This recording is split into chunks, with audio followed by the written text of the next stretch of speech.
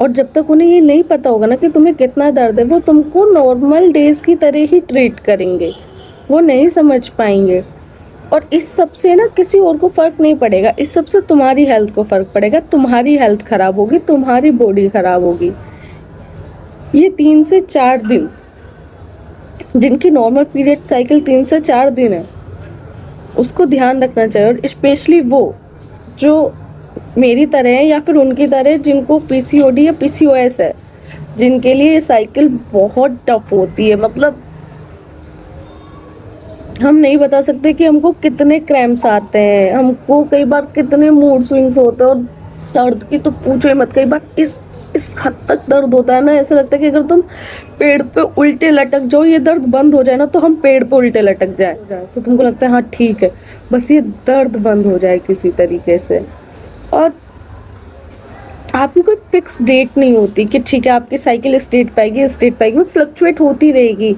वो होने को 10 दिन हो जाए, 15 दिन हो जाए, 1 महीना, 1.5 महीना, 2 महीना, फिर तुमको ये टेंशन रहती है अरे कब होगी कब होगी। और डेली तुमको दवाइयाँ खानी है, फिर तुमको अपनी डाइट का ध्यान रखना है, इतने काढ़े पीने हैं। भाई साहब बहुत मुश्किल होता है।